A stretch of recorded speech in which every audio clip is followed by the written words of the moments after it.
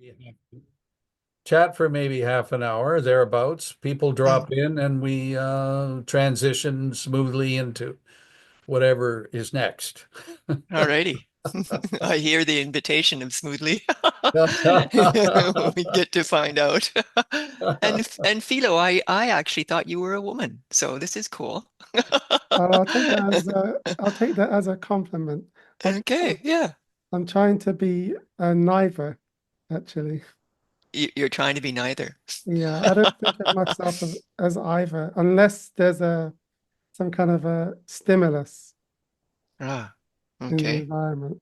I Yeah. remember a few years ago, I was in this class and we were talking about gender, and I realized that yeah, I'm only a gender when there's a trigger in the environment. I become a man when I see an attractive woman. Mm, But other than that, I'm just this, you know. Gender mm, neutral, kind of. Yeah. mm. So Yeah. Yeah, not me. I relish my womanishness. yeah, Yeah. But my I guess I'm masculine-ishness too, but mhm. yeah, I understand what you're saying, Yeah, I relish beyond. the blankness, the emptiness of that, and therefore the I don't experience as much of the conflict around all of that. Mm, So mm, it's mm. interesting to me. But Yeah, think well, about it when just you're out when you're out gardening and you're just focused on planting that plant, what are you in that moment, other than the whole of nature being nature? Mhm. well, I mean, I picked this topic about transcending the humanness Yeah. because Beautiful. Thank you. uh, yeah, but it's sort of different than what it sounds like. Um, so for myself, it's actually a very, very as deep as possible inclusion of the human and the humanness. And because I feel it's all animated by love itself, love as God, um, because that's my experience, that it's a very loving experience, that even conflict is, what's love up to with this?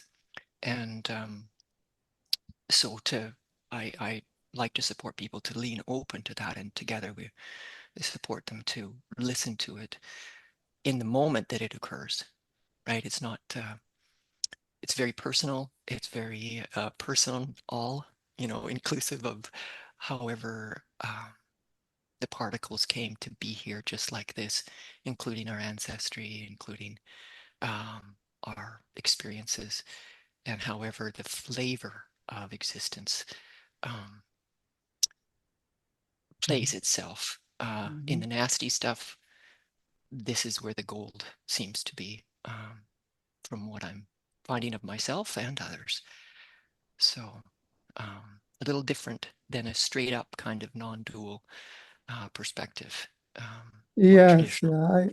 yeah. There are a few people that I've spoken to that have that perspective. There are some people that I commune with online in these dialogue groups. Mm, Um, and I don't, there's nothing for me. There's never an argument about it. We're all no, kind of like yeah, reflecting this thing through our own lenses, so to speak. exactly. Yeah, Thank heavens, right? It's right. one thing Otherwise, that they'd all be saying exactly the same thing. That yeah, would get no, kind of boring. one of my sons, when he was 7, said to me, Mom, you say that there's nothing we can't do, but we can't be somebody else. And so thank heavens, right? That our perspectives, our way of being, and it's so incredibly unique, Mhm. and wanted here. You know, that's an absolute given. You know. Canela, would you mind just giving a very succinct, that's a nice word. How's that? Succinct rendering of how you just got into being here in this moment, doing what you're doing. Wow. Succinct, Keep succinct. it Well, short. No, I'm for kidding. me, okay, well, um, uh, my childhood experiences was fairly violent. And so this created a deep hesitancy in order to have children for fear of my being violent toward them. Um, but when they were born, each one was born unique, whole, and innocent. Mhm. And this started me to look at what the heck happened to me, because I did not feel innocent, whole, or unique. And through that process of both looking at how to be with the energies that would naturally rise in a non outwardly expressing way towards them or anyone, but yet giving them space. It refined myself, it lightened the whole aspect of who I am as a person. And then eventually I heard about this waking up thing. What? What's that? What's that? Totally no background on anything. And um, I read a book that said, the experiment is over. You can wake up now. And so I went, okay, wake up. Didn't work. Work. And Work. I didn't understand uh, what it was that didn't work, but I absolutely knew it. I knew that it wasn't that. And I have no idea how I knew that, but I did. And I really trust in that in people when they tell me that they're not fully seated in the play of existence as themselves. Um, that I trust their perspective on themselves because it was the same for me. And then eventually that question, what is this waking up, then led me to look more directly at that and commit to it once I understood it. Yeah. 100%. And I thought it would be 30 years, but it only took 4. Four. 4, but when do you start counting it for? Because definitely the other inclusion of myself as a human being in the truth um, of who I am and including my own tendencies uh, definitely lightened up the particles that appear here as me. Um, and I see it as a direct part of this opening to all that is and letting it be first, so to speak. Mm. Beautiful. Yes. So how do you feel you're growing these days? If I can get into the substance of our being. In this, knowing in my own self that it's all love, Mhm. uh, I started looking at, okay, well, what doesn't feel totally loving in my life? What Yeah. could be more loving? Am I resisting love in some way? Yeah. And so I'm daring to look at what would be loving. What do I think would be loving? What would I love? And then allowing myself to be supported to that and being out of the way, but also saying, taking action when I'm invited. So it's a profoundly humbling journey of recognition of love, of God, of source, being what's really at play. If that's ultimately true, what is all this nasty stuff, and what would love be really wanting? And so, does that sort No, of answer thank your question? you. Thank Yeah, you. That's yeah, I think we've got a lovely thread here, love. yeah. And all of us It's can got us relate too. to it in various ways.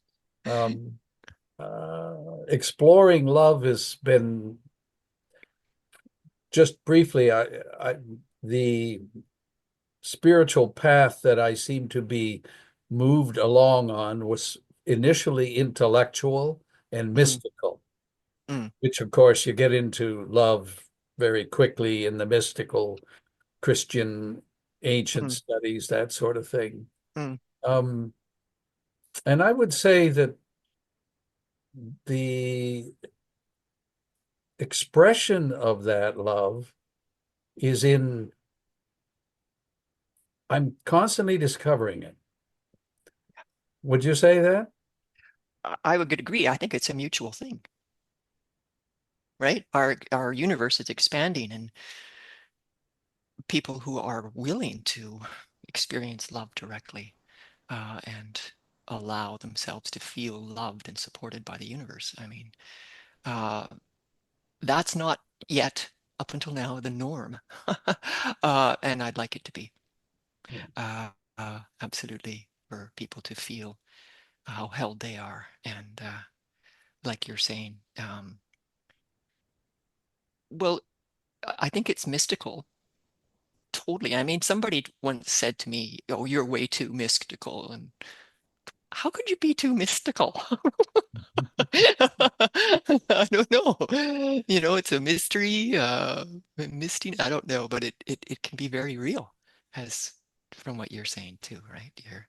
And I was raised Catholic, so I do have the Christian background, uh, which has been a support to have that as a reflection uh, to where the intent of religions and how evolved we've become um, Mhm. from the original ideas of a lot of those religions. Mhm. Mm. I had a Catholic background, but me and my brothers ran away when we were about 8 or 9. Mm. We were actually intimidated and somewhat afraid of the imagery and the Yeah, Christ on the cross and the yeah. suffering and all of that. And Mhm. something in us intuitively saw that this wasn't correct. It seemed to be a glorification of suffering in a way. Mm. And Agreed. as young children, we just rejected it, Mm. ran away from that. Mm. Yeah, that's cool. Mhm. I shinnied up trees to avoid going to church Sunday night. And I was born again Christian mother, and she took Mm. us to church 3 times on Sunday and twice 2 evenings until I was about, I Mm. think, 10 or 11 or something in there. And I started to literally climb a tree at night, and she'd come out looking for my twin brother and I, Oh, I'm boys, a time twin for too. church. Yeah, cool. I'm a twin too, James. Are you? Yeah, Well, to a boy. Yeah. yes. Do you look like him? Are you Everybody like asks her? that. You're not No, identical. I mean not like no, no, not identical. Couldn't be Not identical, identical twins, but fraternal. like brothers and sisters. Yeah. Hmm. Really, I mean, there's a similarity, but I don't know. I guess I look more like him than my older brother, or he looks more like me. But more the astrological magnetic pull of the planets, because we were only 5 minutes apart, and the astounding difference in who we are, Very different. um, which is amazing, So but I want to go back to your title, Transcending the Human Aspect of Self. So you mm, began to touch on that. Would you, what's love got to do with it? what's love got to do? Do, Got got to to do with do. it. Yeah. Well, transcendence, if we look it up in the dictionary, um, it doesn't mean disappearing. It means beyond limitation, to go beyond limitation. And the human aspect, uh, as love in expression, is unlimited. And so it's finding the felt sense of limitation in outward details looking, or in the felt sense of each person's own personal look of it, that it's a continual um, opening to being loved more and more as a human being. Um, and to living that more and more, both for ourselves, but also as an example, that people can live this way, and changing it from that suffering idea. Maybe my Catholicism really led me to go right Hmm. to, um, what if it's not about suffering? What if it's not about looking at all the bad stuff? What about if it's actually love calling us more and more closely to be held and feel loved and honored and respected? Yes, the way that I look back on that now, that the religion and the suffering and heaven and hell, I just see that now as well, my idea of love has become transcendent, if you like, in that it's this all-inclusiveness Mm. to whatever is happening. So, including conflict, evil, all of those things. That love kind of allows all of that to be, or somehow maybe it's part of it's on some scale that as humans we don't understand. So we don't accept the suffering part because we don't understand its place in this larger view, an absolute view, perhaps. Mm. So it's allowed me to just let go of these opposites. Mm. And that's how I kind of see the how I've let go of gender as Mm. being one of those opposites, that there's just this isness or this unspeakableness operating, and there's a human here who who is male when he needs to be male, for instance, and otherwise is just life, a component of life, an ingredient of the whole, playing its role out. But when it comes time to being like I say, if in the morning I put on trousers and I put on a dress, right? So in that moment, I know what the gender is. And then in most moments throughout my day, there's no aspect of that. There's just this wholeness playing out. Yeah, I would I would call it like an energetic play. I have no idea. And sometimes I look and I pass by a mirror and I'm like, holy cow, oh, it's a woman. It's like, yeah, I have this, I looked at that and I'm like, what's up with that? Why am I always so surprised to find a woman looking back at me?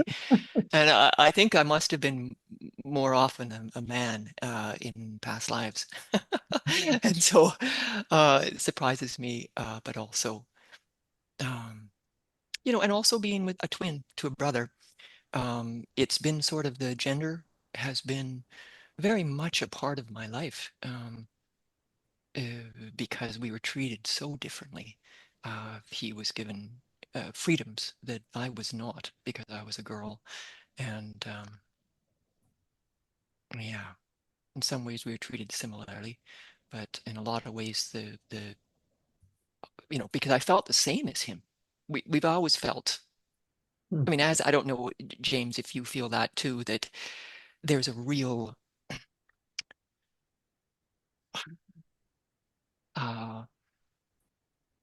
a real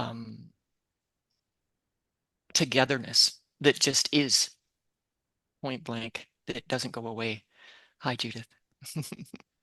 um, as a twin, do you feel that as well?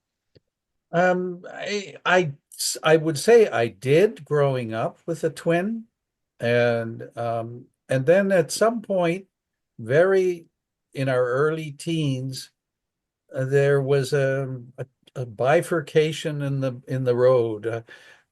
My my twin brother, got married at 17. Wow. Mm. Yes, in those days, more common, I think. I don't know. Now it seems to be. I don't know. I'm really out of touch in many Mm. ways with the society's movement, but and I kind of moved along. I was moved along in a whole different way because I had a different need, if you will. I took a kind of seeking path that was um, human. I studied the humanities, and art and beauty were just primary for me, whereas for my brother Bob, um, to this day, doesn't have much art and beauty and that kind of thing in his life. I think a lot of people actually don't. Mm, And so, but I was just a different critter. mhm, And it it propelled me into uh, a life of seeking the finer rather than the material. Although I went through a heavy material phase too. Hi there, Judith. Welcome. Hi, mhm, Hi, nice to see you and glad to be again. Bartosz. here. Mhm, Bartos, welcome. Hi. mm. So So we're just James, were you still, did we cut you oh, off? not really. No, we were just having a little conversation about life and love and none of the things that um that are theoretical. I think we're very grounded in our own self understanding and our self knowing, Mhm, and I love to explore it and to recognize that there are similarities and differences mm, and uniqueness. We'll call that uniqueness. Each of us. We were just talking about love, and we could certainly return to that theme. I want to invite any questions that anyone may have. This is a drop-in, I'll say drop-in cafe kind of thing that I originally started in Berkeley 15 years ago. Literally at Pete's Cafe on a Sunday morning, a group of us would get together and some people would come and go. And I'm not saying that it's quite the same, but in the idea of just being curious and welcoming and delighted just to be and to share. This is all about that, just enjoying each other. mm. James, I want to go And to, back to what you said about the uniqueness, and I'm wondering, Canela, isn't that perhaps the human aspect of self, this uniqueness that we are? well, if we look, in my opinion, or my way of seeing it, I suppose it's an opinion, um, is that love or existence expresses itself out as each of us. So, um, what is here as a human play, personality, thoughts, all of it is existence at play in this part of the oneness. I've been given, for instance, this particular space of here, and your particular space of here is completely connected, but it's what's been given to you, where you actually are in this moment that we're all sharing together. So the uniqueness is a absolute given to every single one, because why would existence bother repeating itself in a spot? It's impossible, because what is represented right here as us is not just the appearance of skin and whatever, but like that there was once a sperm and an egg that came together, and all of the moments that consciousness understood itself or didn't understand itself, grew and saw the world as exposed to the world, resides here like this. That's quite an answer.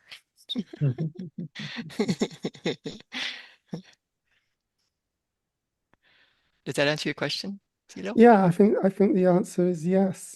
Yeah, the answer is yes.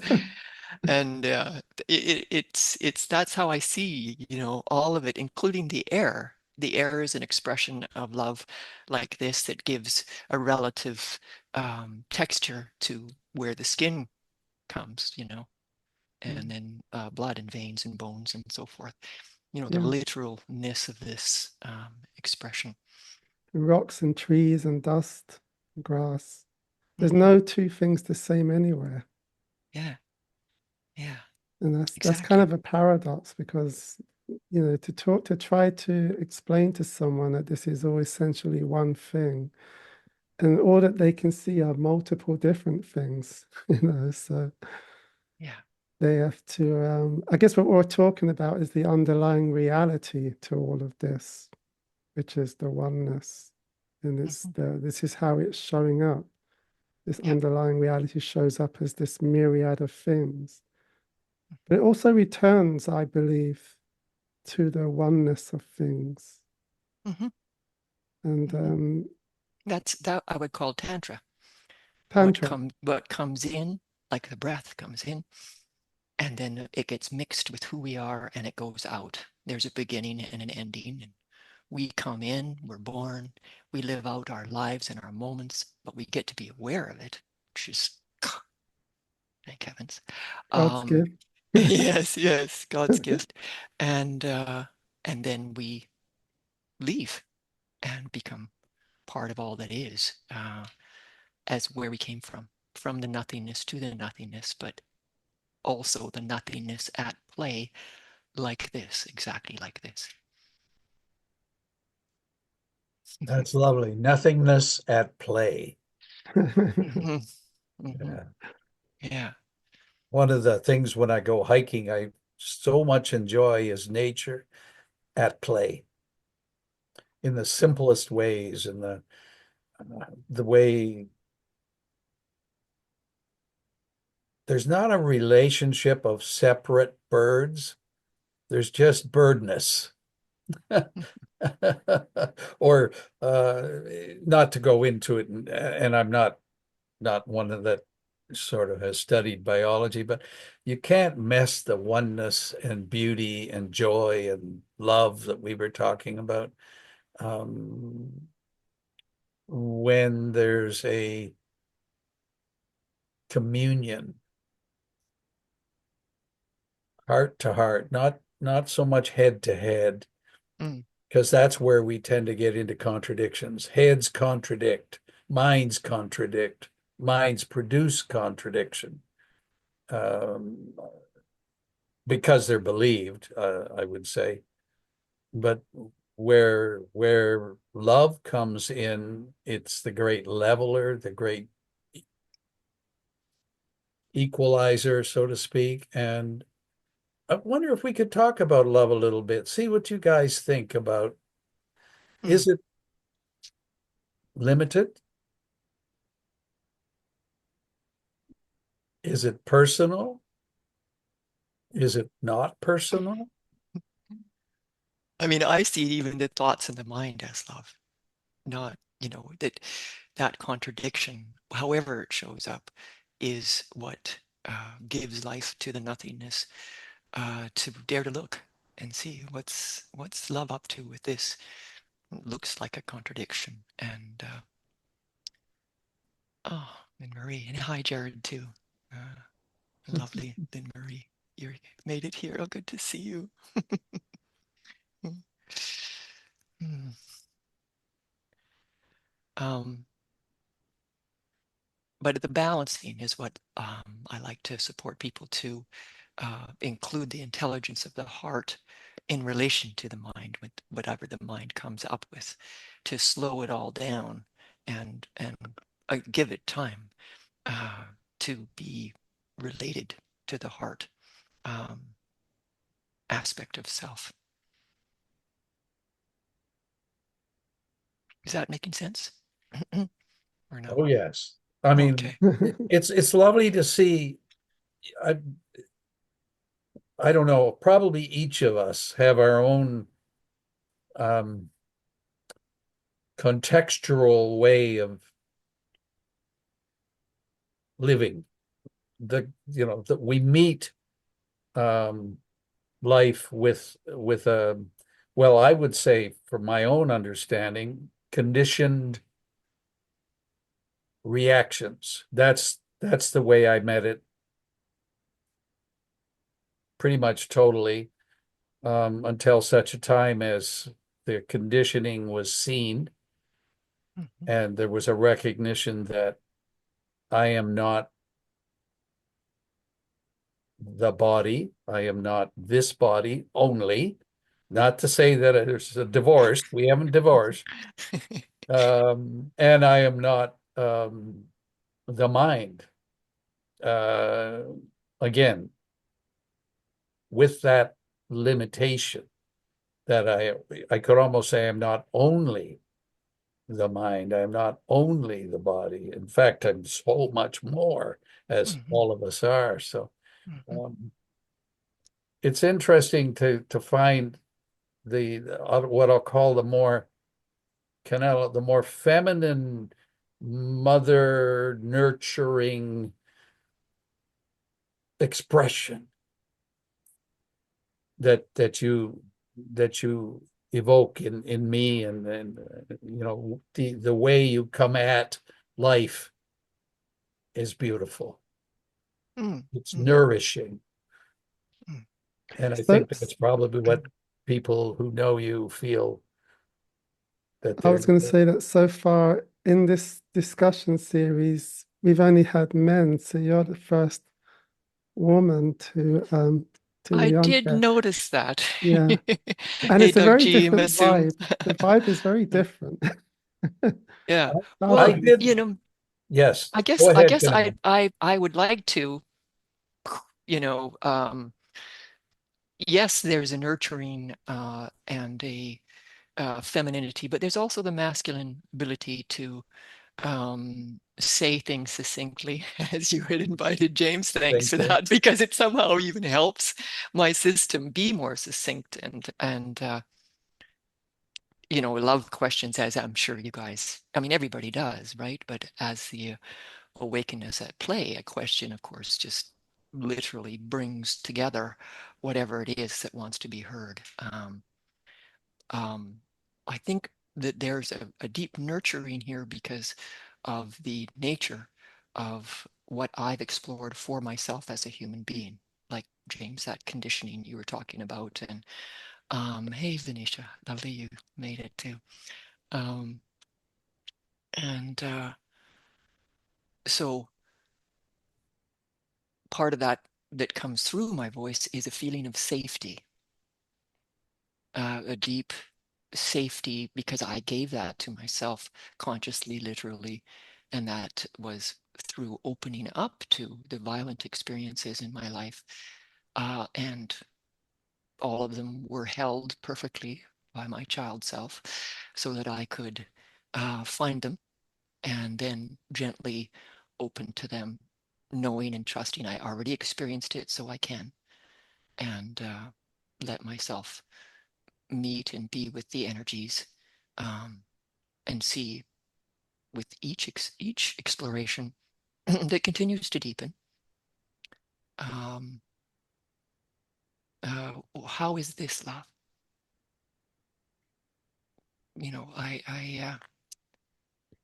I'm very kind of scientific about it,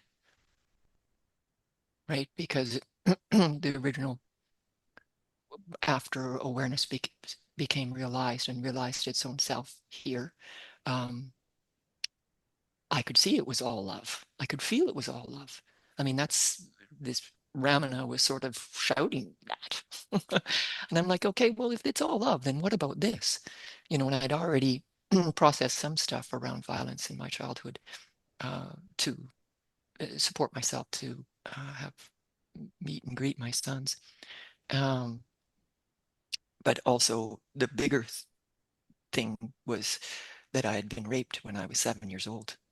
And so that became quite the exploration to dare to open to. And I've written a book about it now, but that's come to be realized as love, not the abusive nature of that, not the dominance.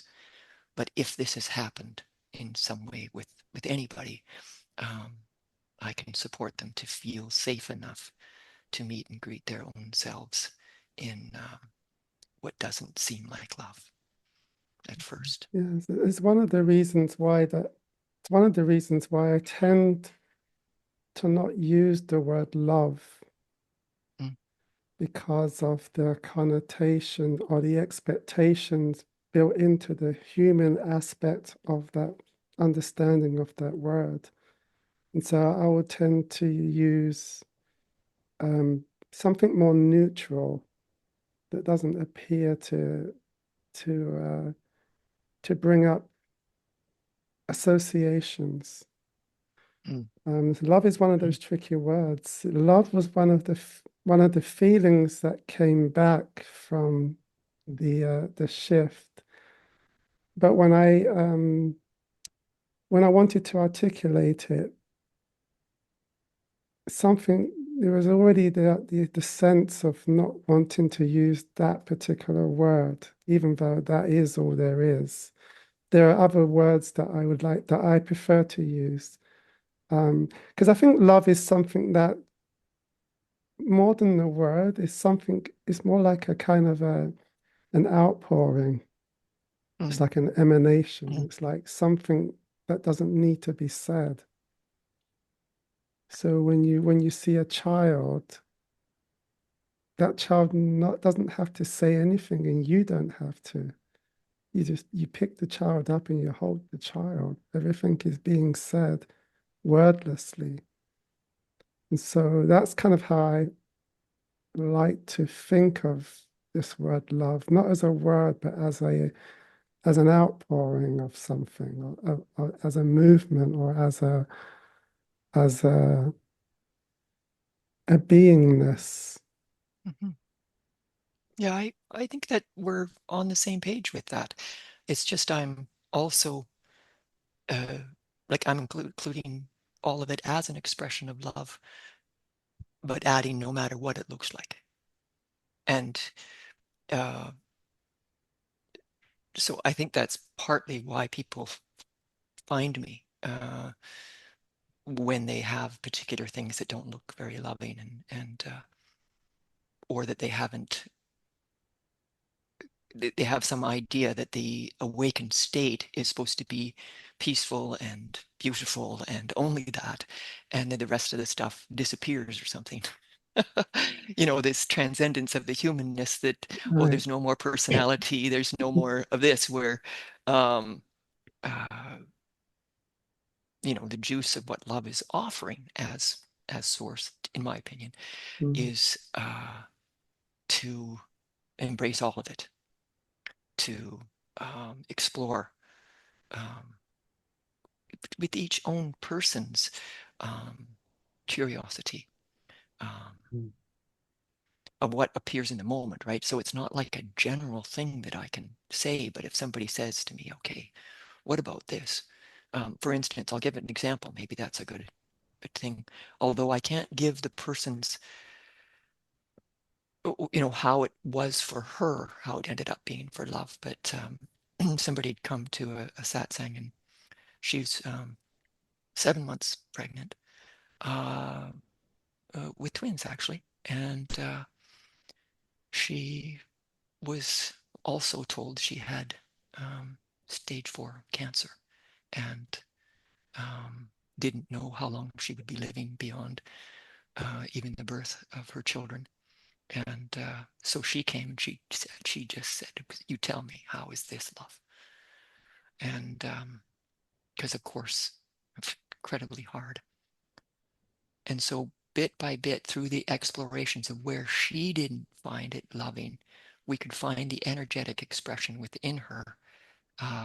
And I supported her to fall open to that, just sitting, not touching it, not looking at it or trying to figure it out, but just sitting with it until it displayed its own loving expression from herself to herself.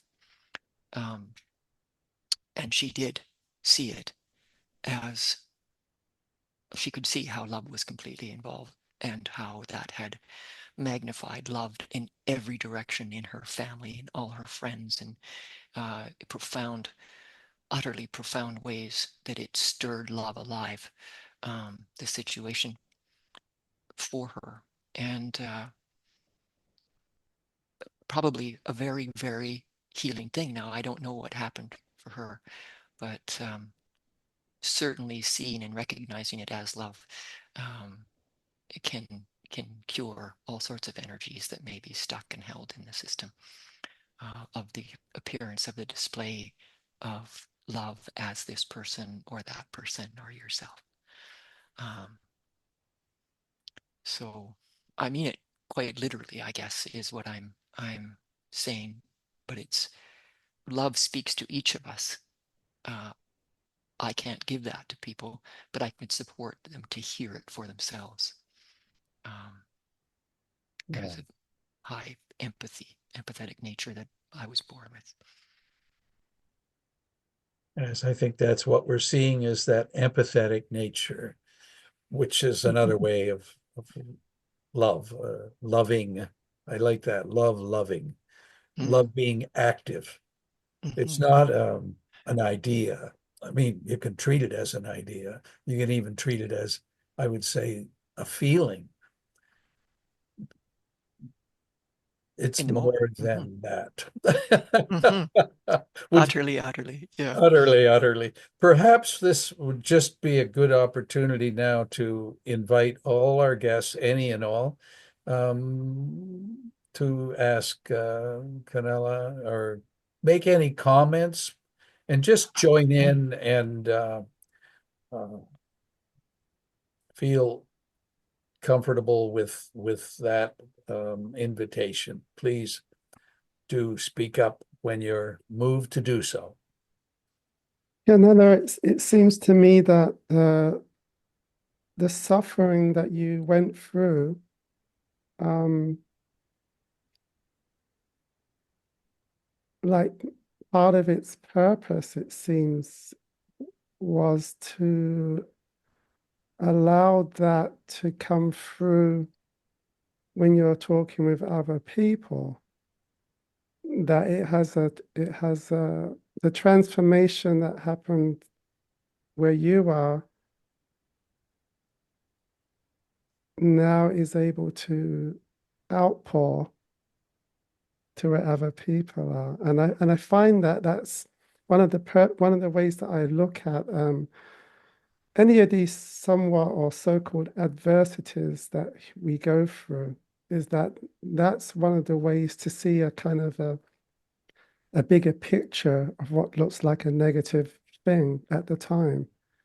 Is that looking back now, maybe you can even see that yes, that had to happen for these other things to happen.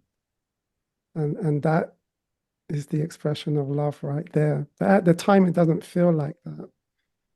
It never does. But in the bigger picture, as it unfolds, then we can begin to understand. I think we can intuit that immediately. There's a spontaneous intuition of that, but it might take time to come percolate through the mind and the body. And in that percolation, everything opens, and then this thing can pour out that way. It's a very beautiful, inspiring story that you have. Thank you. Yeah. I'm making the most of my time while I'm here.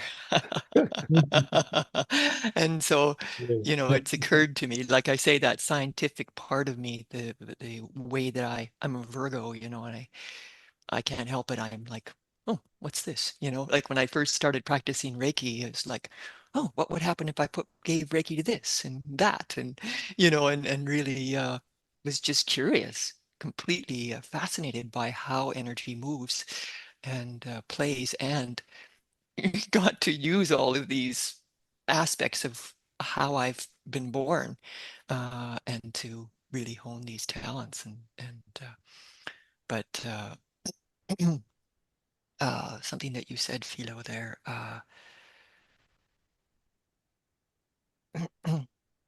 Yeah, I've actually written a book, From Rape to Freedom, a non-dual and loving approach to healing violence. So I do actually directly point to what looks like suffering can be a doorway to what you're here for, this particular part of existence, and the play that's offered to each of us to hear, listen, and dare to live. Because it's pretty daring, for sure. No, it requires the dropping of belief systems and programming, conditioning, Yeah. which is also, I think, is a big component of the awakening, is that the belief systems and conditionings kind of are destroyed for a while, or they're pushed aside long enough that reality can now show the body mind, what's actually going on here. And it's not anything that you ever believed about yourself. Yeah. Aho, what's actually going on here? Capital H. Hey, Theo. Um, so I actually had a question when James invited that. Like, did anybody have a question? Well, I've got, where are you, James, where are you actually located on the planet? And Philo, where are you located on the planet? His pronunciation is Philo, Oh, just Philo. yeah, Okay. Okay. moot point, but Philo, Philo. philo, tomato, tomato. That's Okay. it. Okay. Exactly. Um, Philo. Okay. I'm Yeah. on Vancouver Island, Oh, you are right. uh, Okay. Okay. I did. specifically Mill Bay outside of Victoria. Okay. Mhm. Was that the question? Yes. Yeah. Actually, I wasn't, because you talked about being in Berkeley. Oh, Because yes, at the I time. had, yeah. Okay. Because I had at some point I've forgotten, but Yeah. knew that you were on the island. I lived Uh, in California for 27 years, mm, and in Europe for another 8. So I'm a bit of a nomad. mm. Uh, and I have 3 citizenships and Oh. moved 14 times last count. So yeah, that's my a synopsis, succinctly put. Okay. We spoke about this word earlier for everybody who might be wondering about. Yes. It's been a bit of a flavor of this getting together here. And where are you, Canela? Where are you located? I'm in White Rock, British Columbia, Canada. There you go. You're my Yeah. neighbor. Yeah, I am. I am not very far. I can Not wave very far. to the island right there. And I'm Yeah. down south in California. You're in California. Okay, so there is a California flavor. Yeah, Whereabouts in California? Sacramento Ah, okay. in the Yeah. valley there. Mm. Yes, Philo and I met 30 plus years ago. We were both in an esoteric fellowship for a long time, him longer than me even. But we met in England, um, and have been in touch over time, over 30 plus years. Yes, we escaped. We're escapee. That's why we're so happy. That's right. You were in some sort of Clutchy, culty. clutchy, culty, mystical. Yeah, Beautiful. Yeah, yeah. I mean, a beautiful thing. I call yeah, it it did. It some was. way to, It was. yeah, It was. There were very many positives. That's why we. That's why we stayed for so long. yes, But yeah. Oh, yeah. we had the arts for me and the humanities, and we had our own orchestra, and the Bolshoi came and danced on our dance floor that we specially built. So they had the spring that ballet requires. We really got into material beauty and the poetry, and Walt Whitman is one of my teachers, in many ways. And so it was a very good grounding and a growing custom for me, in a sense that I would never have lived that life if I'd have stayed in London, Ontario, within living for the first 40 years of my life, within sight of the hospital I was born in. You know, so it gave something that Nisargadatta said when he was asked what is necessary. He said, "It is necessary to grow. It Mm, is necessary to outgrow." mm. And that second part is Right on topic. right on topic. Transcending the human aspect is moving across those limitations where we see them of ourselves, yeah, and say, okay, hello, Yeah. existence showing up like this, and finding our way with and through consciously, because consciousness wants to be conscious of its own self. Yeah, beautiful. Yes, and the human aspect is so alluring Mm, that you can just be bobbing about on the surface of being for a long, long time. And at a certain point, being wanted to dive down deep. mhm, And so the teachings of the non-dual teachings surfaced for me. And very quickly after that, the what I was looking for happened. And I realized that it was always there. It was just being obscured by the allure of being a human and enjoying the arts and beauty and friendships and things like that. And that diving has to be undertaken, very wants to good. be undertaken, and will Mhm, be undertaken. mhm, It's not like mhm, there's any choice, you know. mhm, mm. Thank heavens. Mm. Thank you, heaven. Yes, thank you. Any questions, anybody?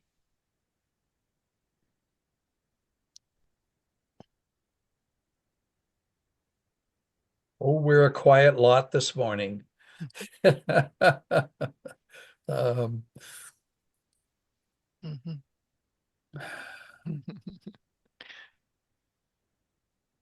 Space, so.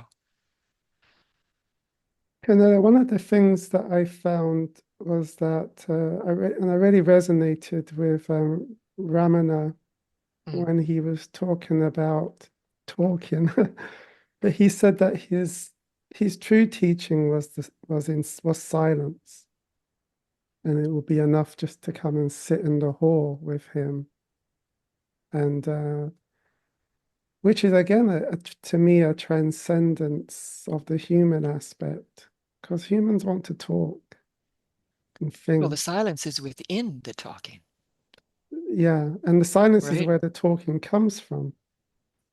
It comes from and is formed as silence speaking Yeah.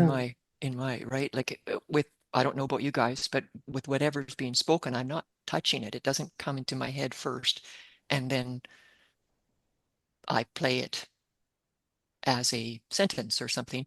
It's just actually occurring as, and I'm hearing, seeing it like that's how I'm saying to some of these people on the line here who know me, is like, oh, that's cool. Because I have no idea what I was going to say. And then there it is. And it's like, whoa, very cool. It's like James said, offering that word succinct. And then some part of me is like, was actually succinct, and I was like really appreciating that because I saw it as it played, as it flowered itself Mm, out of this silence. The silence speaks like this. mm, Um, and one of the things that Ramana also said is happiness is your birthright, which is a very interesting thing for him to say. Um, as for the times and for what it appears to me that his play in the universe was about for that time in our history of supporting people to find the absolute so clearly. Um, and then where now that absolute is so inclusive as we've evolved and fallen open even more intricately to what's been happening here that we call life, then it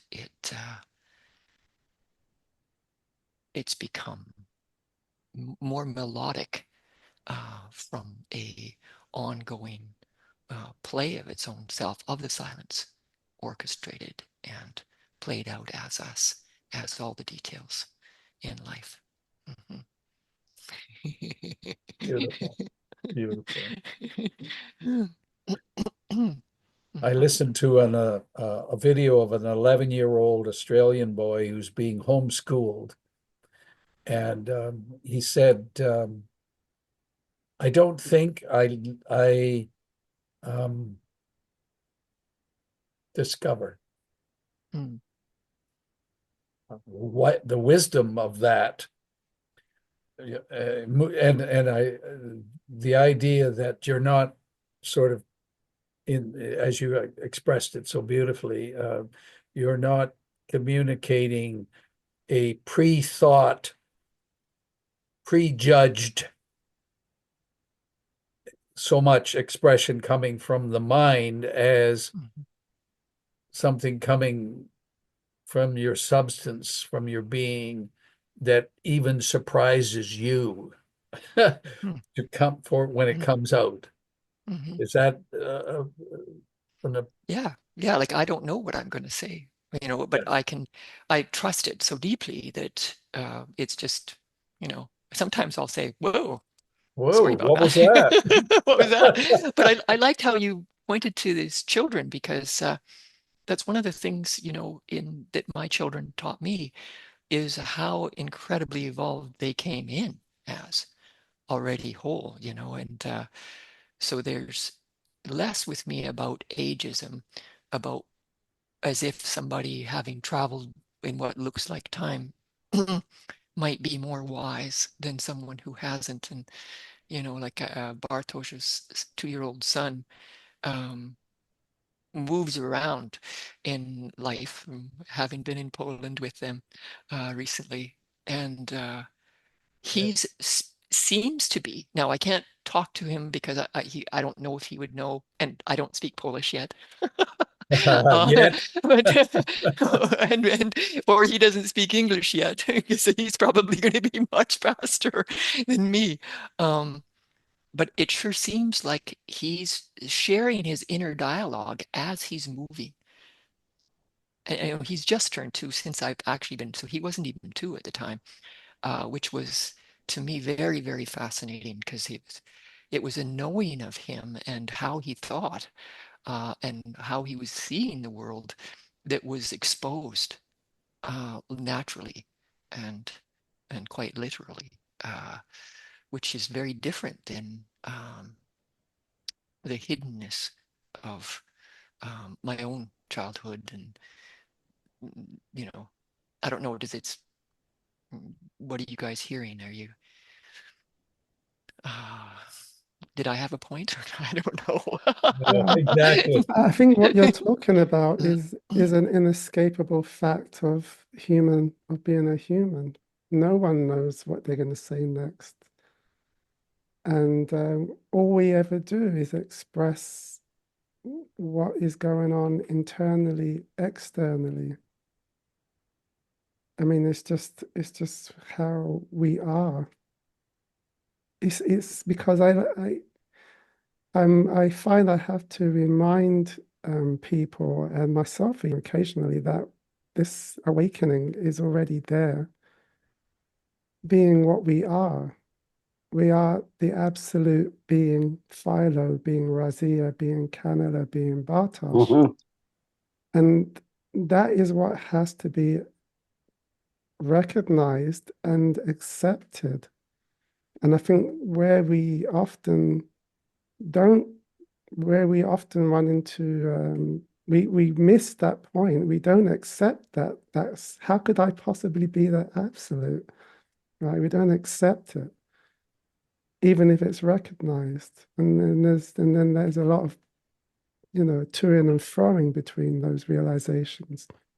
But just to accept that you already are perfect and everything is already perfect, even though it doesn't look like that to the mind, that's all there is. It's really that simple.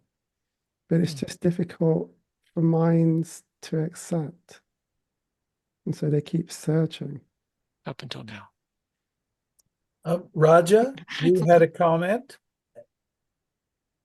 Uh, yeah, I like this that whatever is arising arises spontaneously. That sometimes we are in the zone, and whatever comes out, it seems to be like we're channeling something. And but I mean, at a deeper level, aren't we all channeling? I mean, who is really not? If you think about it, at a deeper level, is there a person really, or are we all aspects of this love that are channeling? You know what I mean? Yeah. So whatever we are saying is coming not from an individual, but from what is. Well, it is the channel. It's the channel of Razia. Yeah, but I mean, it appears to be. It's all really coming from what is. There is nothing that is not what is. This love, you know? Including the appearance. Even, I mean, like, yeah. But there I would is say, that I would invite. appearance. Yeah. Mhm. Yeah, but there is an appearance really of of certain times when you seemingly say things and it's not you that has said it. Like, and then you look back and say, how could I have said that? I didn't even know that, you know? But yeah, but at a deeper level, everything that arises from what is. There is nothing other than that. Mhm. There's no person. Mm. Thanks. Thank you, Razia. Yeah. There are different levels of, there are different ways to communicate this. Like there are some speakers who communicate on this, you know, this absolute level, and they lose many people that way. And then there are people that speak more from the human aspect. And neither approach is, in my mind, is wrong. It's just different ways of I'm right. different ways of looking at. Yay! I'm right for me. Yeah. It's like Monet and Pissarro would go painting. They'd paint the same scene, but it would be different. Mhm. And they were both beautiful. So Well, and I and don't I know. think also to add to that, Philo. Philo, Philo. Oh, sure. You had a chance. Philo. Forget it.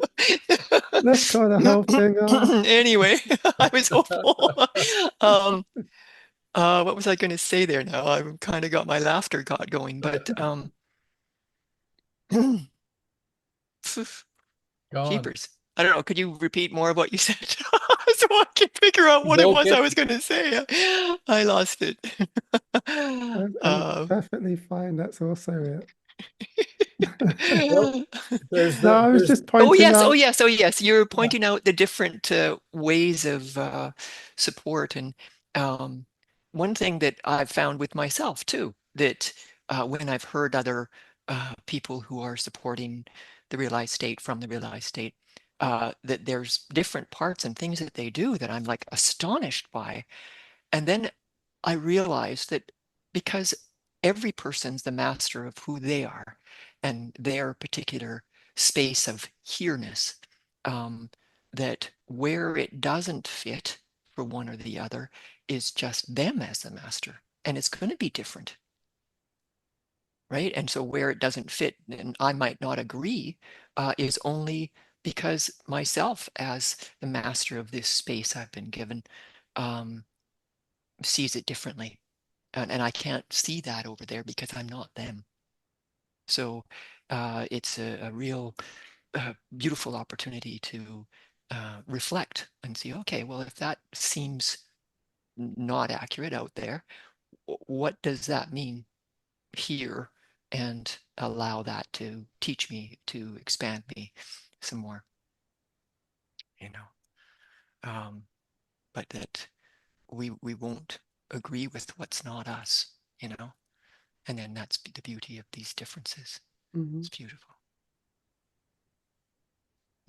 Yes, there's the transcendent and the immanent, and one without the other is um, limited. I think just a limitation of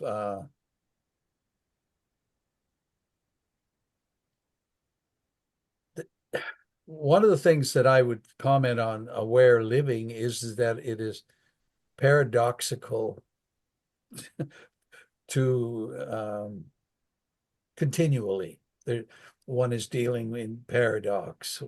One is both human and divine. One is both uh, um, open and opening in a way that is still human, that has desires, that has fears, that those things come up and come and go. The go part, I think, is so important. And the screen of the word awareness hasn't come up that much this morning, but it's a key element of the wording of the experience of aware living. Yes. Um, Yeah. and we each have our own kind of flavor and taste, and it's a beautiful, beautiful bouquet, a garden, Hmm.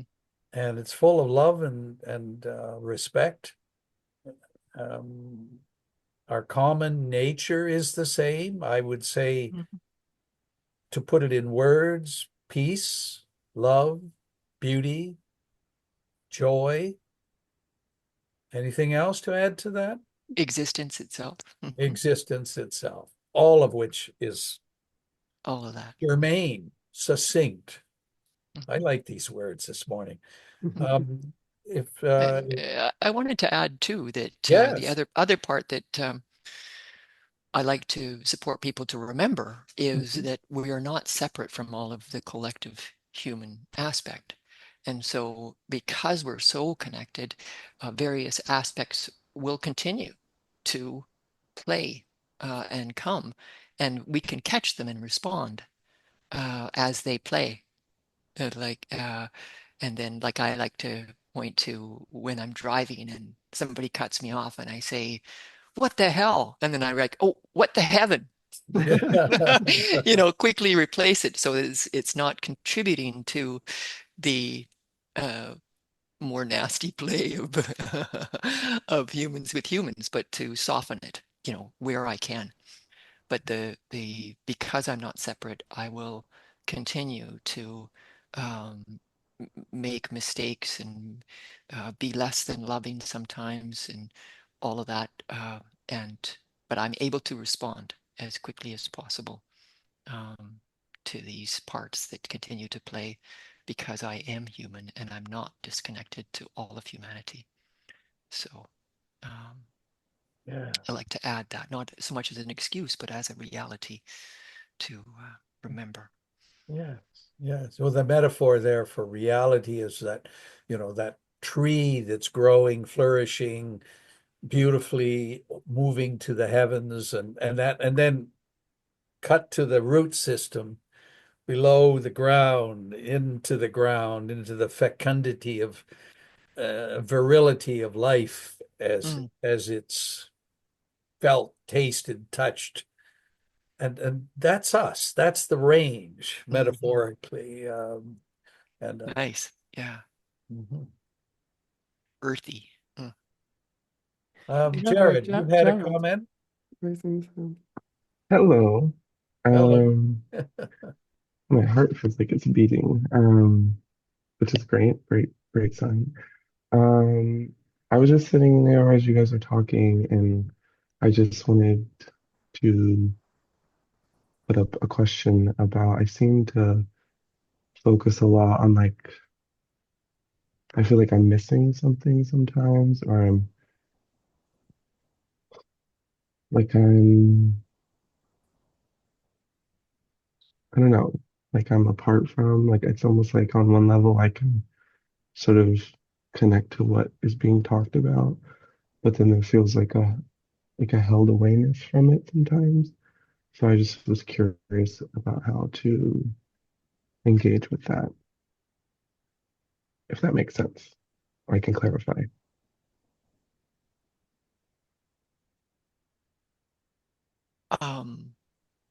James or Please, Canela, just what you're doing, Jared, is the how part, I think, of finding that connection of just being curious and observing and moving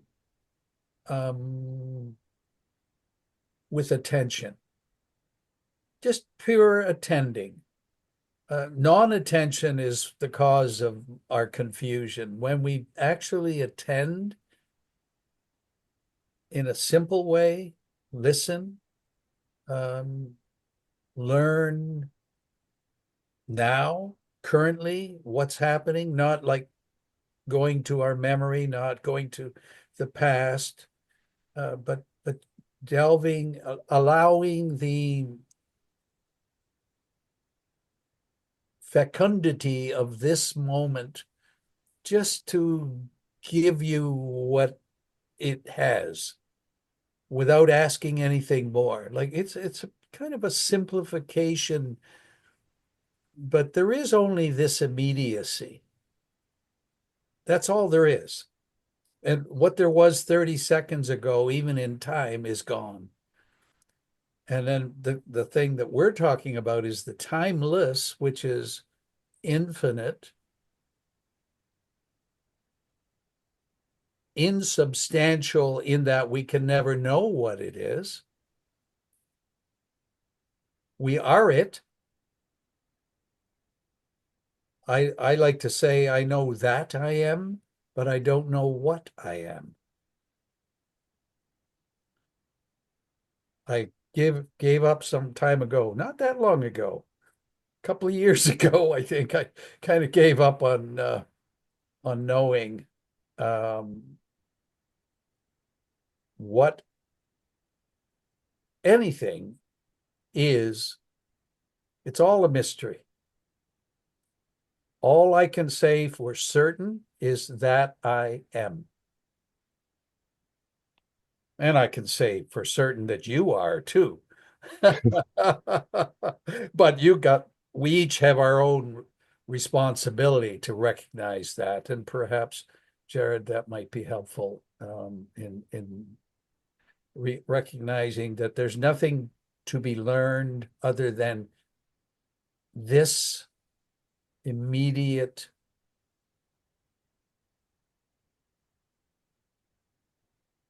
being, the beingness of now, something like that. Again, words are just symbols, they point, right? And also words divide. The very essence of duality is our wording of experience, our personalizing of experience. Experience in and of itself is rarely just taken in whole, simply, directly, immediately. It's mostly labeled like, don't like, good, bad, right, wrong, all the conditioning we were raised in. When that is seen, then one starts to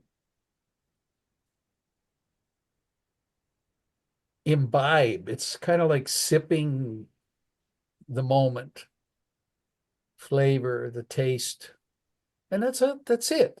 There's nothing, no trick here. The word obvious comes up quite a bit in aware living, the obviousness of being. There's some phrases people use that tend to sound like it's a thing, but like, oh, there's just this. And I understand that. I think we can relate to that. And I go, there's just this. But it isn't a thing. Life is not a thing. So when the mind and words tend to remove, if you will, our experience and kind of isolate it and create a personal relationship, which is all good and well and imminent. But then there's the transcendent, which is the paradox, which is the fact that we do not exist as anything we think we do. We're not a bundle of beliefs. We're not none of those things that we think we are, perhaps.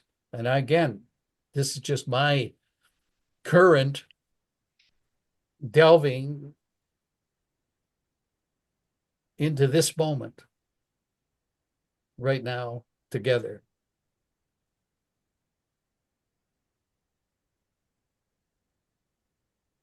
Jared, do you want to add to your question, clarify, or? I'm not sure. Um, I f- I feel more like tuned in now, but just following along with your exploration of this moment. Yeah, I guess I prior to stepping forward, I just felt sort of removed and like connecting in this sort of mental way. And I know I've sort of experienced that beingness a lot, and then I kind of come in and out of it, like where I sort of forget, I sort of the amnesia, I suppose, maybe you could call it. And in that state, as I asked my question, I sort of felt very removed. Mhm. And now I feel a bit more, but there's still like some part of me just being like, what am I missing? What am I missing? What am I missing? What am I like? How do you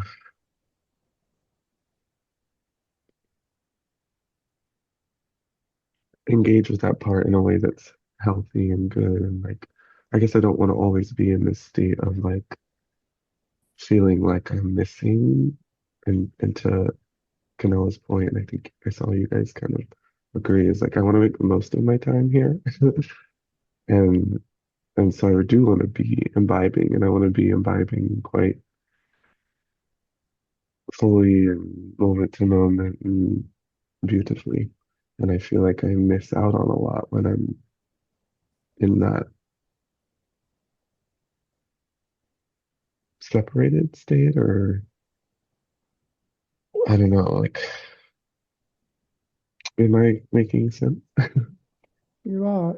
If I was to say to you that all that you are is acceptance, if you can find yourself there, because you're already observing the in and out and the coming and going, and that observing is the acceptance that you are. You could call it love. Love is seeing all of that. And the mind is oscillating inside of that, trying to thinking it's missing or not missing or getting somewhere and then not getting somewhere. All of that is oscillation inside of a loving acceptance of this instant. So if you can fall back to that vantage of just acceptance or love of whatever is happening, and not love in the human sense, but love in the sense of unconditional acceptance of whatever is happening. And then allow the mind, let the mind do what it's doing. That's okay. It's like clouds. When you look up at clouds, you see a shape that you really like, and then a minute later it's gone, and you go, oh my God, I really like that shape. But there's nothing you can do about it except accept that the shape is now another shape. So maybe that's helpful. I hope so. Yeah, I sort of felt that unconditional acceptance, almost like a cushion or something that I could maybe rest on a little bit. Um, I think I find myself quite often almost projecting into the clouds. Hmm. And like when it changes, it's so like I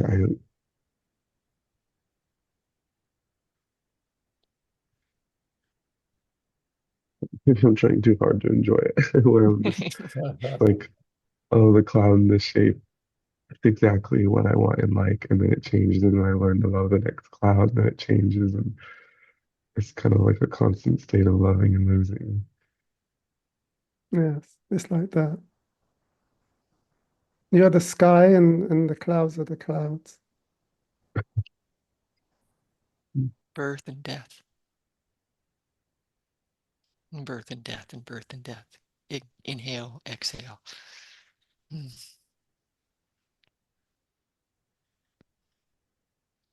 Even the oscillation shows up and then it disappears.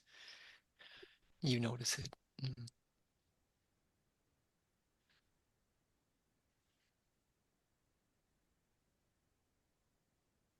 Or the missing, because you notice it after it happens, right?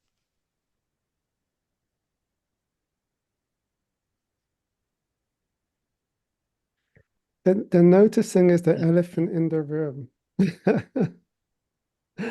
In that it's the most overlooked thing. And we keep because the contents of consciousness are so alluring, the clouds are so alluring, the attention goes out to the clouds and identifies. But even that is being noticed.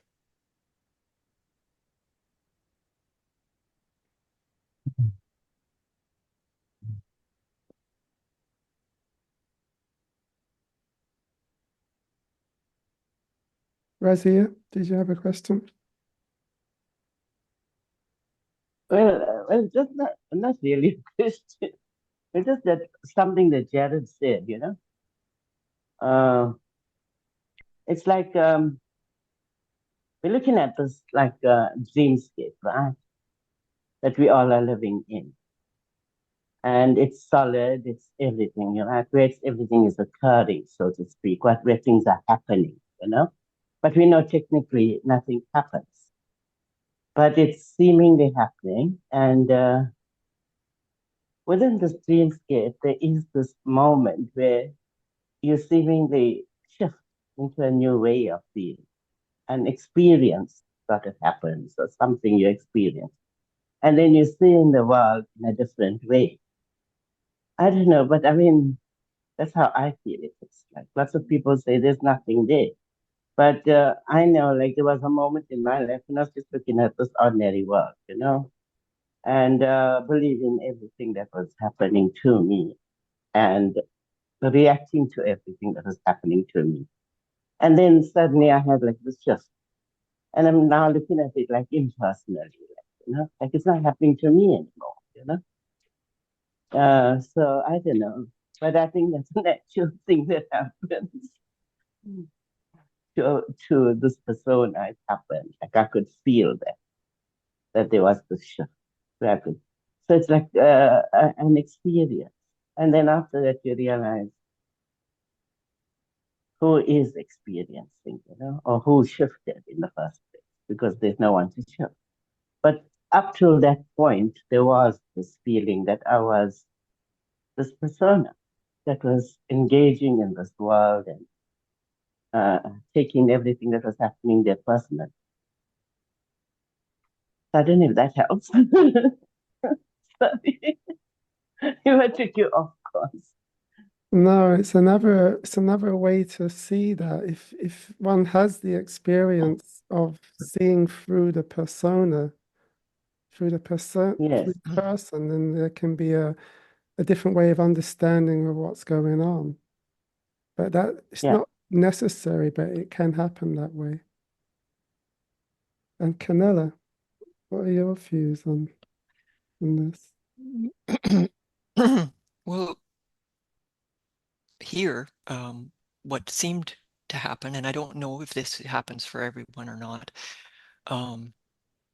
And that's why I think I've mentioned the word daring. It's daring because it seems like in the process of allowing the realized state to be the first, in the first position, if you will, required of me to let go, let go, let go, let go of wanting things different than they were, letting go of, the personality, letting go of my life. Actually, I let go of my life and the world and everything.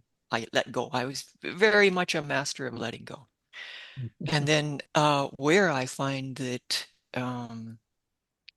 life wants me to carry on and which direction is by it repeats things. And if it repeats once, twice, then I know, okay, it's life saying this direction, this direction. And then what seemed to happen was life kept inviting me to pick up all the things I let go of. And I was totally not into that. Because, of course, it seemed like it was where I got lost before. And then gently life would insist. And then gradually I started not holding on to, but simply allowing aspects of self that appear here as a personality, that appear here as this humanness, that appear here as a relationship, the comings and goings at the fabric of this expression of existence, and that they no longer held me captive. They no longer were how they were before. And it was quite specific, actually. The things to let go of were the exact things I was supposed to be open to allowing. And I tried not to touch them. No, no, no. Excuse me, didn't want the weight of it. Or what looked like the weight, because that's what it was before. But then in allowing, just allowing, then I could allow each one, and it would each be its own play, its own dance of self, capital S, no matter what it was, until I still invite people and continue to invite myself. If something's being invited, it'll be invited once. There's maybe a cloud moving, but if the same cloud comes by,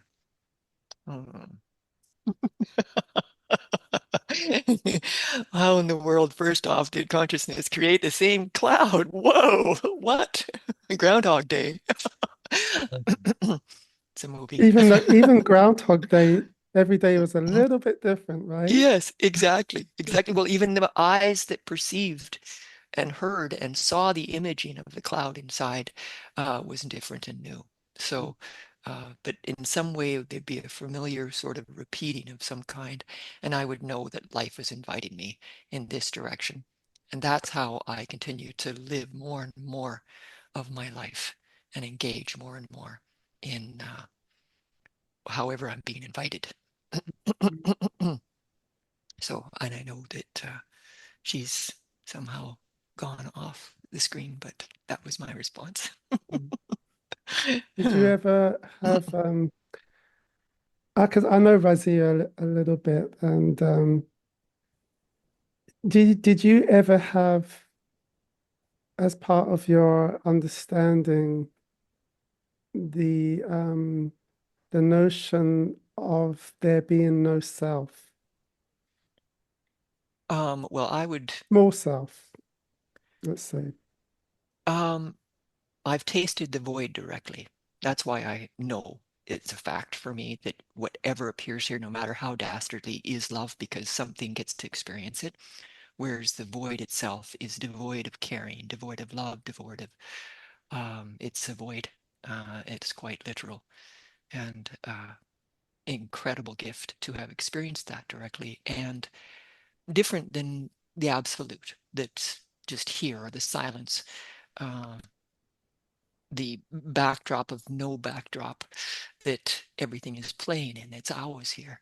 Um, the void was void of the world, and it was just given in tastes, just enough to know what it was, so that everything became a loving experience because it was just simply something, just in the midst of nothing. And so it's all self.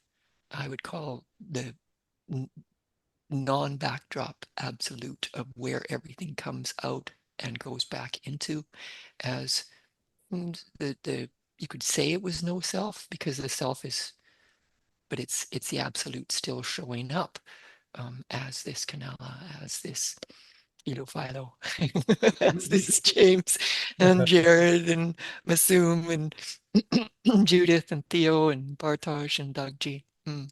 Yeah.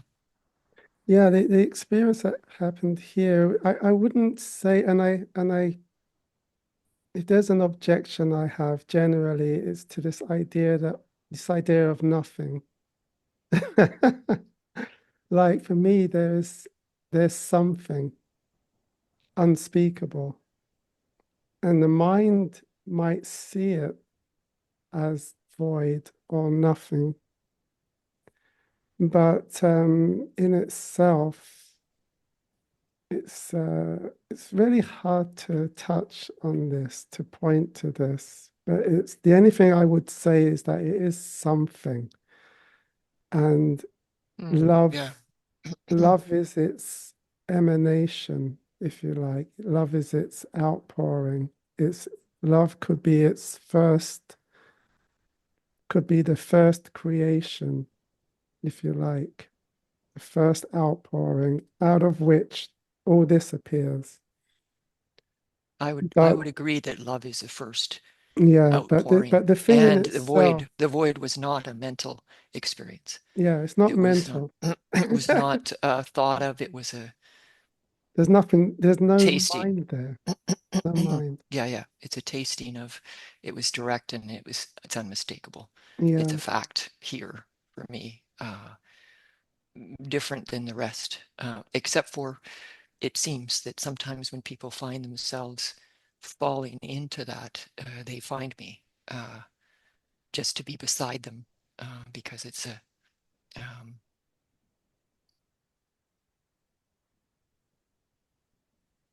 it's before love, I guess. But it's to even to quantify it with words is like totally yeah, useless. yeah. It's like dancing around something that doesn't have anything to Yeah, yeah. yeah. Unspeakable is how I refer to it. Mm. And in that there is no, in that there was no Philo. Like in that Philo was like a thought Mm. or even a dream. I like the dream analogy. And the whole universe, everything was in that was like a dream. And Mm. but it wasn't nihilistic. It was something that was incredibly, I don't know what words, when you Mm. say love, love's not a big enough word, really. Mhm.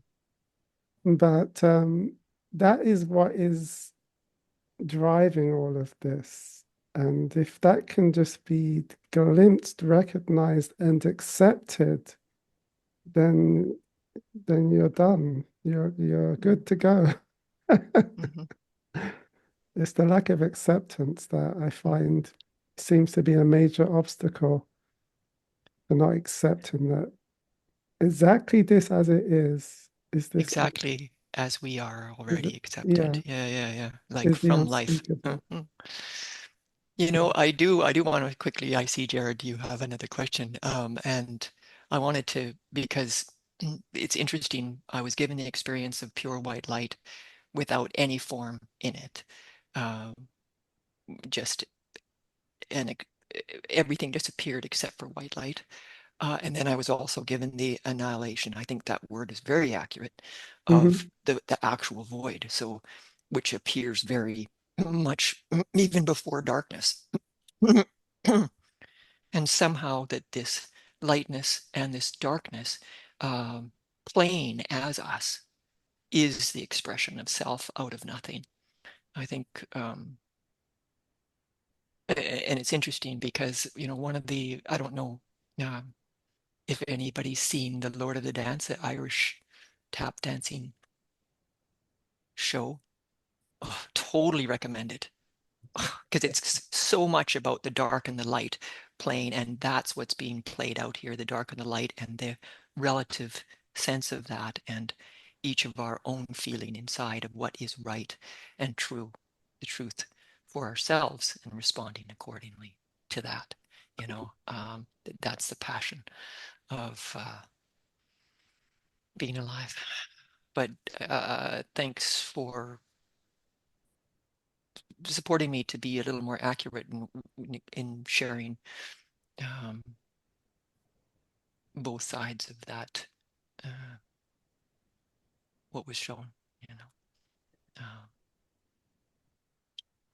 My question is like how Philo and Canela, you guys are kind of talking about your experiences, and it's really nice because it's sort of refining at least my perception. And I just wanted to know, like, how do you each relate to that concept? Because Canela, you were talking about this void and annihilation, and I feel like I've been quite close to that, and I can kind of, and I have a little bit of a fear response come up as it's talked about, but also a bit of comfortableness because I've made art about it before, and I'm not so, I guess, afraid of it. And then Philo, as you're speaking, I almost sense this quite great sense of light, or what I might would even call a perception of God. So it just, they seem a little different, and I'm just curious how you guys, at least from where I'm sitting, they seem different. How those two relate, or how you guys relate to those concepts that we're talking about, like even just directly your specific relationship to those things. I think or feel what Philo said. Why doesn't You can stick, but choose one or anyway, the other. I like both. If it's okay, I like both, Philo. I like That I like that love comes first, or because the white light experience for me was directly, to me it seemed like I was being shown we are not in control here. That was the higher power that was being shown completely. There was no room, there was no world, there was only white light, and it was seemingly first until the void came along and showed itself as well. And I think it's healthy to have that there might be fear around the void. It took me some time to realize I didn't need to be shown it again. So I probably wouldn't be, but it wasn't something that I was keen about needing to experience, or for anyone. So I've come with the deepest compassion um, around that particular um, Do you aspect. remember, Canela, if the white light was experienced first or the void? The white light. The white light. Mhm. Mm, Yeah, the white light was before awakening, mm, before the realized state. interesting. It was to let go of fear was how I responded, because I realized, I'm not in control here. Well, and in fact, my husband at the time had felt, because of that experience, I became a different person, which I did, and it changed my life. And he said it felt like we became of different religions because I could just relax open, and he was not able to, uh, and it became such a different Mm. play that, yeah. So yeah, it was first. Canela, I'd like to just explore that void. Was there, well, clearly there was or is the awareness of that void. Hmm.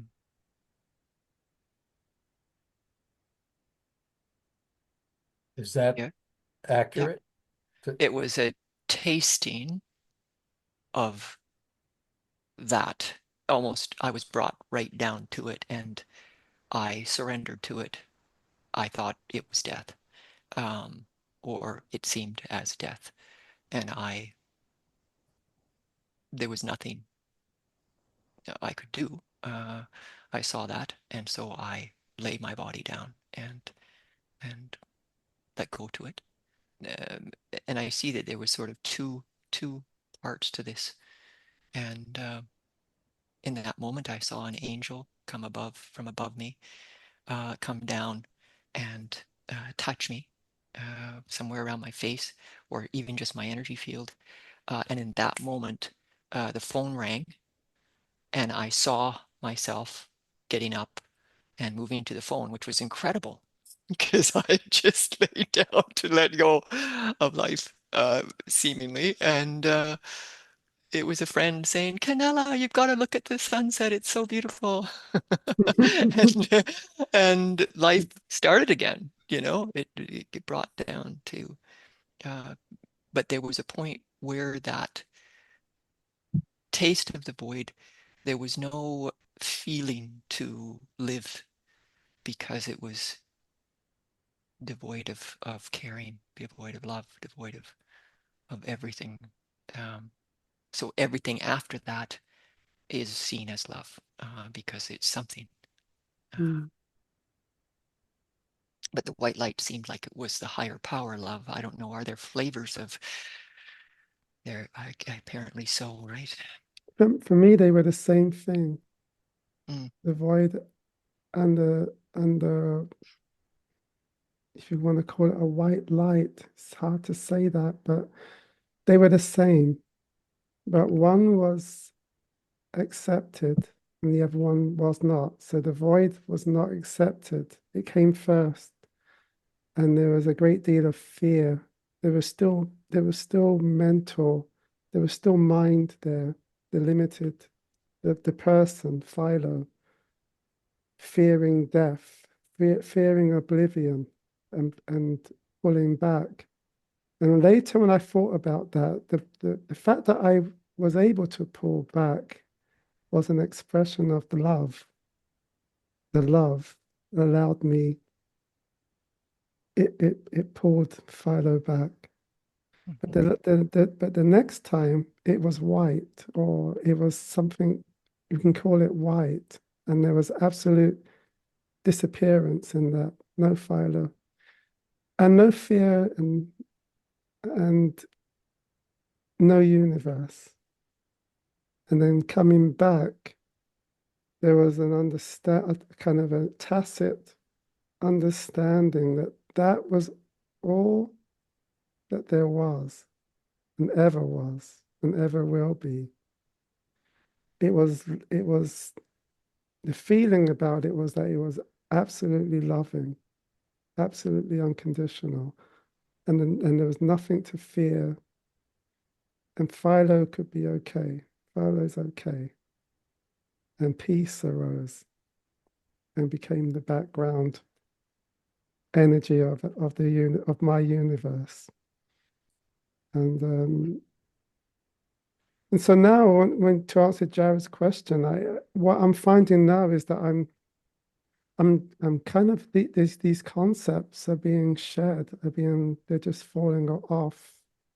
The idea of God and love and all of those concepts are falling off. And a lot of the time there is kind of a wordlessness just arising. And in that wordlessness, there's no concept. Everything is pure. And so that's just what's unfolding here.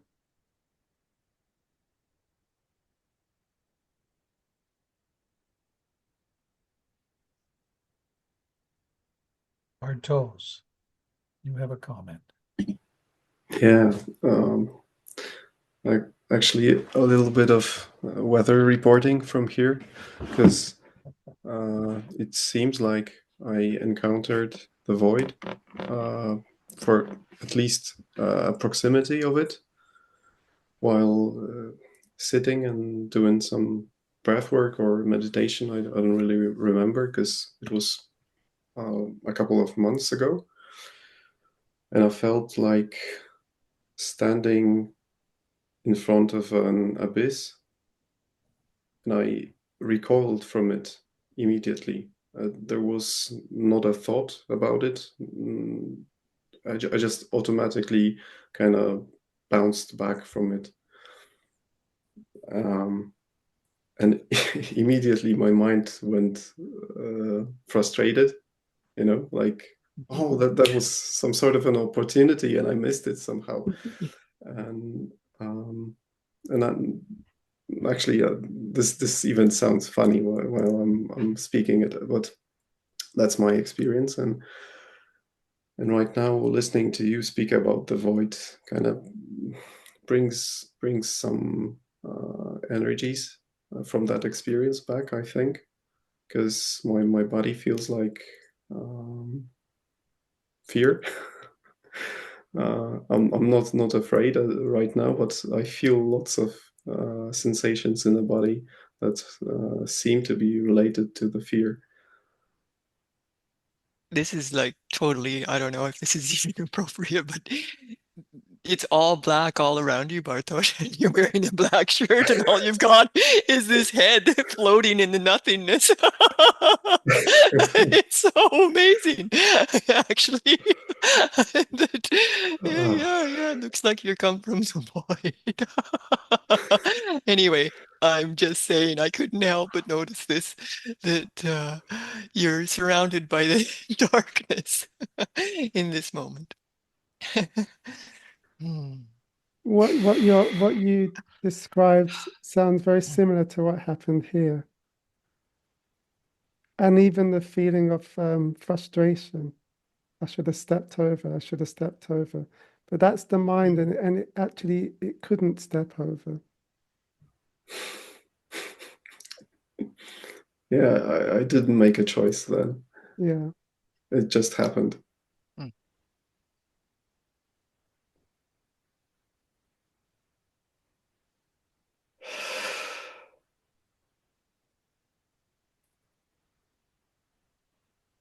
So maybe the next time something else will happen. Maybe. Yeah. And, in some ways, I don't know that experiences like this, like people sometimes ask me, well, has it ever occurred again, this white light? And in different ways it has, but not like that one time. And the void itself as well, there's no need. Mhm. If you bounce back or didn't, or both from what you're both sharing and what Jared shared about that particular darkness, sounds like the taste of it, and is more, if consciousness is conscious of that. I Yeah. don't know that it needs to be played or tasted. Yeah, what's interesting is that there is awareness of that. The elephant in the room, you see.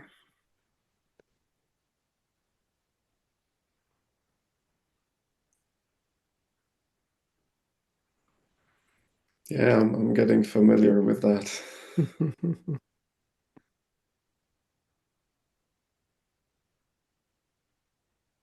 It's not something that I've except for like that Lord of the Dance thing, I could see that there was the light and the dark at play. But it could be that that is the root of things, of what propels the appearances to even appear, um, because of the dark and the light. We need them both to see them, to experience them. And so the root of those, very beautiful to hear of all of our knowing of these places and spaces of uh, before what appears here as a human, as each of us. It's very beautiful to uh, touch and speak and allow words about this to be played, be heard, be shared like this. Feel really that it's a beautiful thing.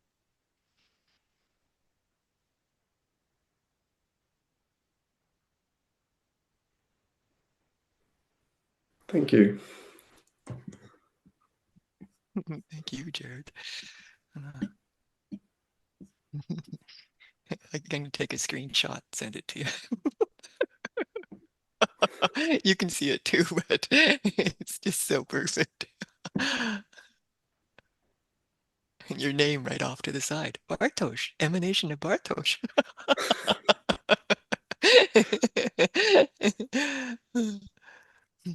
It's interesting, uh, Canela, the idea of white light, or that, even that phrasing, I haven't had it in a long time.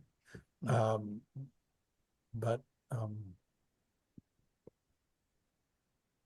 to put it in time and space, in 2006, when Ajasanti said, "You are not your mind, you are not the body," the recognition of that was truly shattering. And there was a white light. And I actually have forgotten it because it's not in memory. It's a infinite event. Um, and I was walking down the hall after at this hotel after this particular occasion, and somebody passed me and said, "I see light coming out of the top of your head." Yeah, I didn't see it. I have no idea what it was or whatever, but it's coming back to me now as a connected to the best I can say is awakening that happens. It was, but there's no need to compare and contrast all this stuff. It's not like that. That's really what the mind attempts to do, and is so good at doing. Yes, these experiences they're not necessary No. Unless they are. unless they happen. But if they don't happen, Don't worry about it it. hasn't changed anything. I know some people that they just had a deep realization, and then they had peace of mind. And that's also it. And I think too, Philo, what you're saying, because who knows who we are? I mean, how many lifetimes we've come through to be here now, and what we've experienced in various lifetimes that would be completely unnecessary for who we are today, because we don't need to experience it again, even through lifetimes, you know. It's so wonderful to not need to compare and quantify things because it's impossible.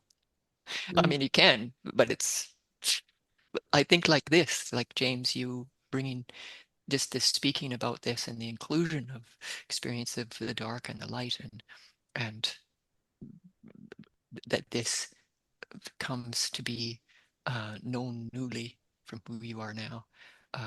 As you say, you'd kind of forgotten, but it just, doesn't it? It's like it shows so much of that this moment is ours here, and whatever it looks like 2006, arrives here in a moment. Or when Bartosz spoke about whenever that was a few months ago, right? That all of this that has touched us is completely available,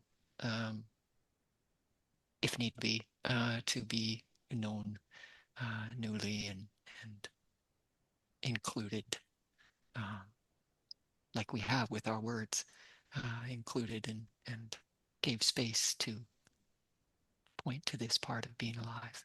Beautiful. Mm. Mm. and an invitation to everybody. If if this is, from a number of different experiences, is that we aren't in control, and there's something omnipresent that you can even know and feel even right now, that to give over your anything that you'd like to, as a play, as an invitation to that higher feeling, or the presence of something that's holding us right now, that's pumping our hearts and having nutrients go from breakfast, lunch, or dinner, depending on where we are in the world right now. And that that part doesn't leave us, and so we can lean open and let it take care of us even more deeply, however we like, you get to say. Mhm. And one way I would say about that experience is that it's always been here, and it's in the immediacy of things, in life's immediacy, that is what it is here. Mhm. Yeah. Yeah, I hear it as flavors of love, no matter what. It's always here, yeah.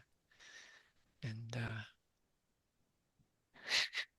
even in the nasty stuff, it's love. What the heck are you up to now, love?